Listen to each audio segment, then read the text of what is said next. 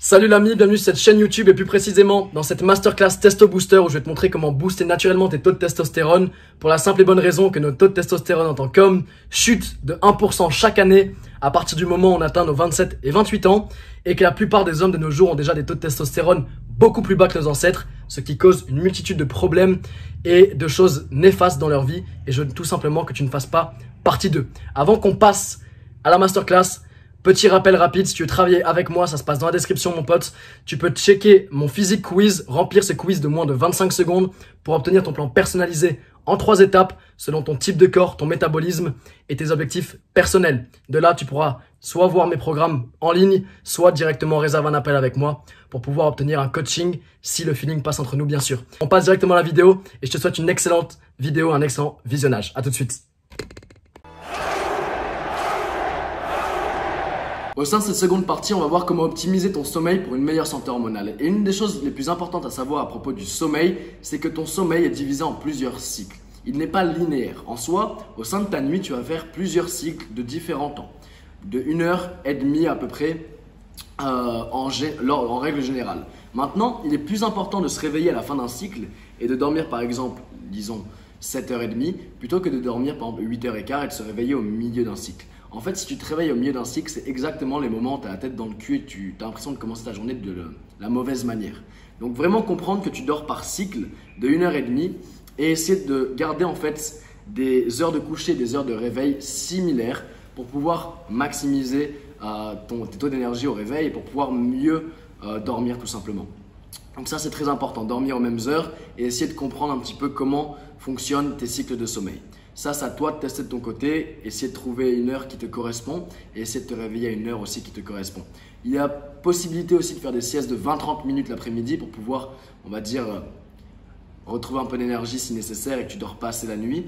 Mais ce qui est extrêmement important, c'est de savoir que même en tant qu'adulte, on a besoin de grand minimum 6 heures par nuit et que si tu penses que tu peux dormir seulement 4-5 heures ou autre, c'est totalement faux. Et j'ai cette citation, pas cette citation, mais cette expression que j'aime bien.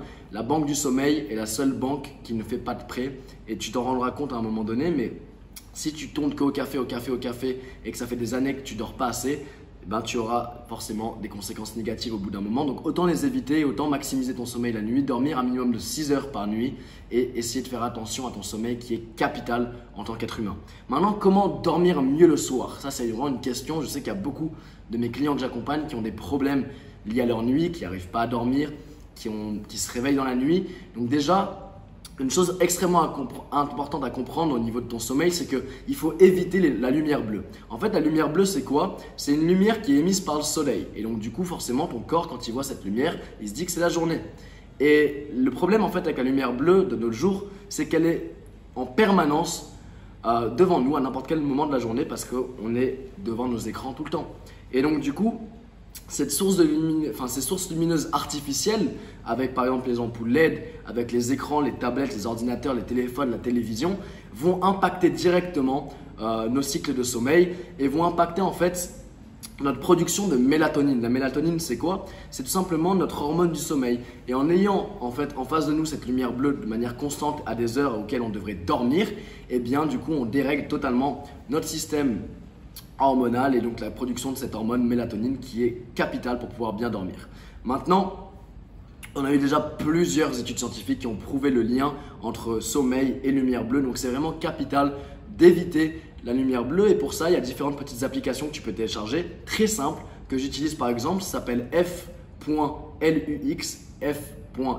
Flux.